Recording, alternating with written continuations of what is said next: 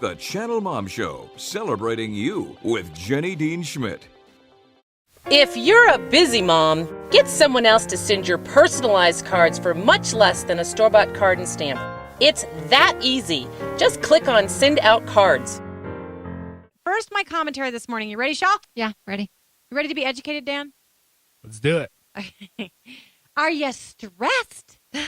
Are you stressed about the economy since everyone's trying to stress you out about it? Are you worried about how it's all going to work out or maybe not work out? Either way, it'll work out. I know, but people are freaking out, I think. So here's the deal. Here's my final question. Could you use a little pick-me-up, or how about some perspective this morning? Let's have some perspective. That'll help you get over your nervousness. Shelley has to play in a concert tonight. She's a little nervous. No, pray for me, people. Oh, yes. yeah. I will pray for you. I don't want to mess up. Yeah, I understand that. I do understand that. This is going to give you some perspective, Shelley. It's going to help you set it all straight. I've got something good for you this morning. It's all about our American popular culture, the things kids watch or hear every day, what our culture says to them is important and what it says to us is important, what most of us spend our time and money on. All those things are part of our popular culture. The other day, I read something very interesting about America's pop culture. It was written by one of my favorite authors in the whole wide world. His name is Philip Yancey. Yes, he's your good friend. He is a friend of mine. I wasn't going to say that. I was going to name, he's my friend. But he's a very prolific author, and he's sold over 14 million books. You may have heard of one of his books. They actually gave it out after 9/11, and I think they gave it out in downtown New York City because people were hurting. Why hurting? Where is God when it hurts? When it hurts. Yeah, where is God when it hurts? That's what he's written, and he's written a lot of books that people know of, but that's one of his more famous ones. But today I'm going to read from another one of his books, and it might surprise you what Mr. Yancey wrote, based especially on how we feel about China these days. I think we're all freaked out about the economy, and we all think that basically China owns us and here in America because we owe them so much in terms of our debt. They hold so much of America's debt. Are you ready?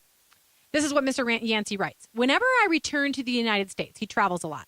Whenever I return to the United States after an international trip, I wince at the shallowness of our popular culture. China is dealing with huge issues, such as lifting hundreds of millions of peasants out of poverty. I don't know if you knew that, because we all think of China as being better off than us. No, they're leaving their homes to go work in the city. Yeah. 20 in an apartment. So then he writes, when I turn on American television, I'll hear about Angelina Jolie and Brad Pitt and the latest Hollywood gossip. As a society, the United States spends more money on beauty products than on education. While much of the rest of the world copes with hunger and basic diseases, we spend billions on cosmetic surgery and weight loss programs. Ironic. Sadly, and by the way, love America, just so if anybody's out there today thinking, what is she bashing America? Not at all. Love this country. But I do get distressed with our shallow popular culture. It's one reason I do the show, because I think we throw all these things in the spotlight that we say are important, like Angelina Jolie and Brad Pitt, and we forget about the really important things like moms who are raising the next generation. I still don't think it's us. I think it's our media. Absolutely. Let's fire the media. Hello, we're in the media now, though. And that's why we're in the media. But that's why we're here. That. Yes. Yes, absolutely. We've got a little mom revolution going in the media, and we're doing that on purpose because, as I'm fond of saying right before we do the news, they're going to try to sell moms the soap. Moms do all the household spending. Moms do 85% of household spending. So all the advertisers want you, and so they'll broadcast cute little commercials and make you look like a darling little mommy in your short shorts doing laundry. Yes. So you'll buy the Tide. No offense against Tide, but that's what they're going to do. And then once you get back to the content of the actual programming, they could care less about mothers. They just want you to buy the soap. You can't watch it with your family, the one that you're working for. That's right. That's right. So he's commenting on that culture, and I'm in full agreement with him. Then he goes on to say, sadly, our shallow values are beginning to penetrate China. On the magazine racks, I see the same images that we see in the West, beautiful supermodels, the newest millionaires, famous athletes, so on and so forth. And yet when I walk the streets, especially outside the main cities, I see usually poor and ordinary looking people with crooked teeth and shabby clothes. Modern celebrity cultures, whether in the United States or China, idolize what is unattainable for most people. Well, yes, it's completely unattainable. For one thing, they're airbrushed. Yeah. That's a lie right there. Right. And so the reason I felt compelled to read this morning, and I hope it's given you some perspective, Shelley, for your little concert tonight. Not that you're going to try to go up there and look like a supermodel, but